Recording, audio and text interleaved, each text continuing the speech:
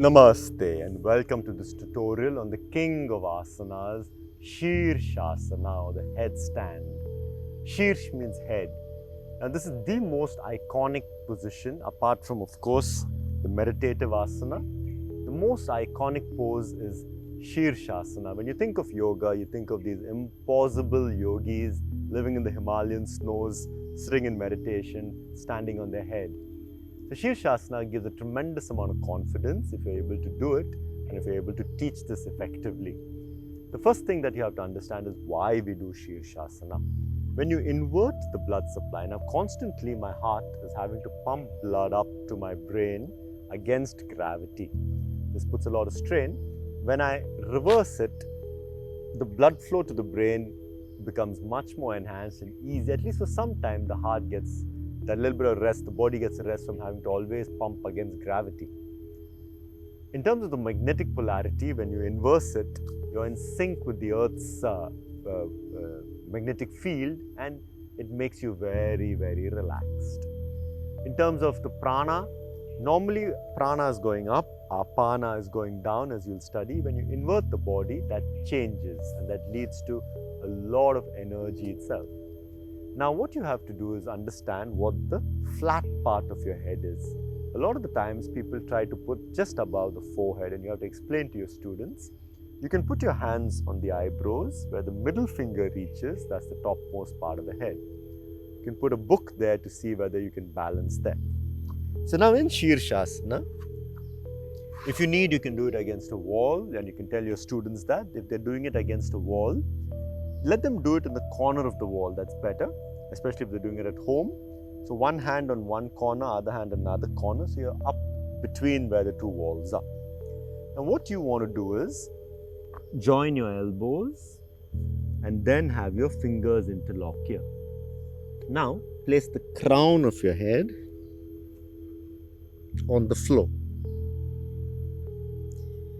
With the crown of your head on the floor, start to walk. When you cannot walk anymore, just transfer the weight so that your legs are very close to your core and eventually getting the knees to face up.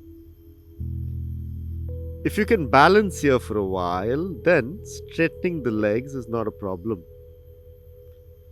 Now engage your inner thighs, engage your legs.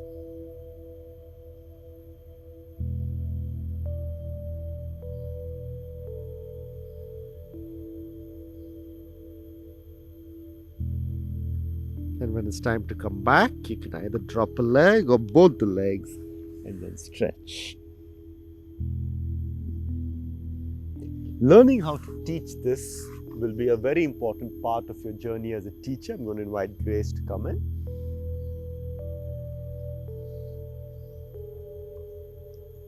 So first, in kneeling down, and then get the arm distance. You can hold your elbows and then hands out to make like a tripod. Yes.